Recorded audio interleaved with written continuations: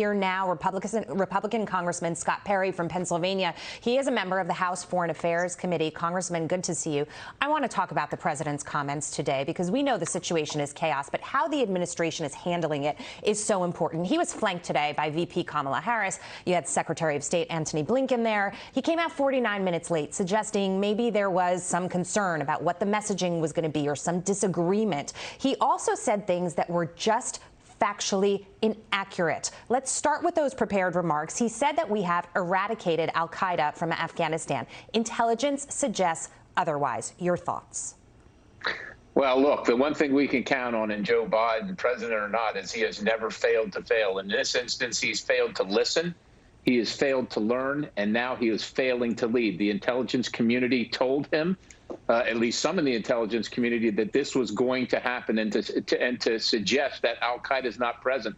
I remind everybody in America that they were present in the prisons in Bagram that were emptied out by the Taliban. Al-Qaeda is present in Afghanistan. And when he says we have no interest in Afghanistan, we didn't have any interest 20 years ago when they were 7th century goat herders without modern day weapons. You know what's happened in 20 years now? We just handed them the modern day weapons. We handed those people the modern day weapons, and those terrorists are running around that country, and now they're going to be running around the world, and they're probably going to be coming to the southern border where we've already caught people on the terror watch list coming across the border. Isn't that great news, Mr. President? So while he's factually inaccurate, Americans are concerned for their safety. Rightly so. Whether you live in Afghanistan or whether you're working in Afghanistan or not, you should be concerned for your safety, because apparently the president of the United States doesn't have any regard for it. Yeah, it was interesting because at the Pentagon, when Jennifer Griffin asked the spokesman about that, he contradicted the president, and he said that al-Qaeda is present in Afghanistan, although he suggested that it was a matter of degree. But any degree is dangerous when it comes to terrorism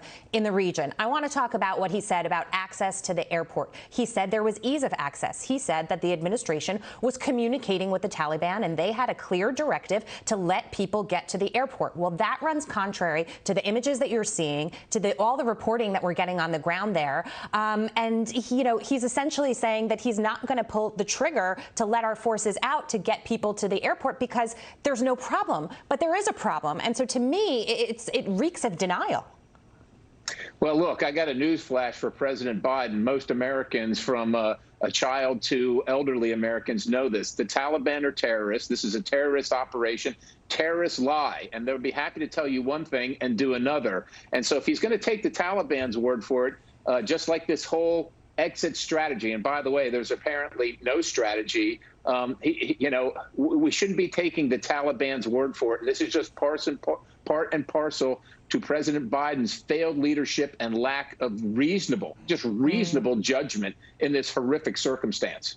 You know, Biden also suggested that there are so many people wanting to leave. That's what's causing the chaos, right? You've got American citizens that we have to get out. You've got the Afghans who've helped us that you have to get out. And that there are other Afghans on the ground essentially using the opportunity, using the crisis to say, we want to get out of here, too. And certainly you could understand why. But he said that, you have to identify who has priority status to get them out of the country. It's so interesting to me because you juxtapose what's happening in Afghanistan to what's happening at the border. There's no criterion there. There's no priority status or differentiation. Anybody's allowed to come. I'll make it easy for the president. I hope he's watching. This is easy, Mr. President. Prioritize all Americans. There's your priority. And with all due respect for Afghans that didn't work with Americans, that maybe want to get out of country, we understand many are great people. We are elected to protect American citizens, and we can't have any more unvetted individuals from any country coming to America that are potential terrorists. And I would just point to a guy that's running for Senate in the United States Senate in Pennsylvania, Sean Parnell, who worked for over a year with an interpreter on the ground in their operation, embedded in their unit, who then turned on them and placed an IED. Is that who you want coming to America, Mr. President? Because that's what you're telling all of the world, and that's what you're telling American citizens.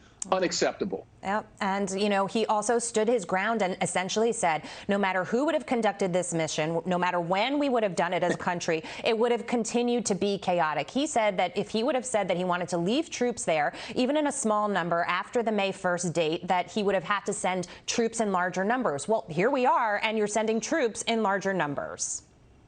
Yeah, he just continues to contradict himself, saying the buck stops here, but then taking no responsibility.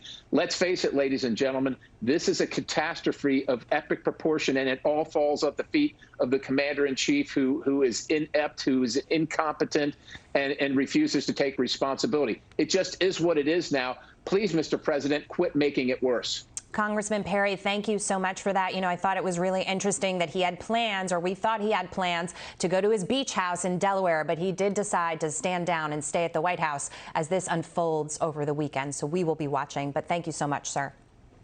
Thank you very much. Commanders are present when their folks are in the fight. That's the minimum standard. Absolutely.